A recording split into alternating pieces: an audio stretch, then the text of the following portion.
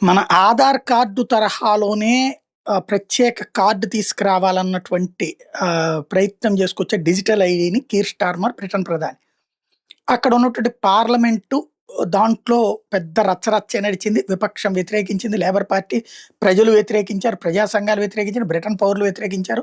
China తరహాలో తయారైపోతారు. రేపొద్దున మా మీద పెత్తనం మీరు తీసుకుంటారు. ఇప్పటికే చాలా తలనొప్పులు సృష్టిస్తున్నాయి. డిజిటల్ ఐడీలు వచ్చినాయంటే డిజిటల్ అరెస్టులు జరుగుతాయి. డిజిటల్ కస్టడీలు జరుగుతాయి. డిజిటల్ నిర్బంధాలు జరుగుతాయి. మమ్మల్ని ఏమైనా చేయొచ్చు మీరు అన్నటువంటిది ప్రజలు తిరస్కరిస్తున్నది. అయితే కీర్ స్టార్మర్ మాత్రం అమలు చేసి తీరతామన్నాడు. మన ఇండియాకొచ్చి ఆధార్ కూడా తీసుకున్నాడు. ఆధార్‌లో అట్లాగా కంట్రోల్ చేసే మెకానిజం లేదు. అక్కడైతే డిజిటల్‌లో కంట్రోల్ చేసే మెకానిజం ఉంటది. మన దగ్గరికి డెమోక్రటిక్ కంట్రీ. అక్కడొచ్చేటప్పుడు డెమోక్రటిక్ పేరే గాని, ఇప్పుడు నియంతృత్వమే నడుస్తుంది పరోక్షంగా కీర్ స్టార్మర్‌ది. ఆ నేపథ్యంలో ఇప్పుడు ప్రభుత్వం మాత్రం వెనక్కి తగ్గినట్టు కనబడుతుంది. తాజాగా దాన్ని ఆపమని పబ్లిక్ ఇచ్చినటువంటి తీర్పుతో కథ మారుతోంది.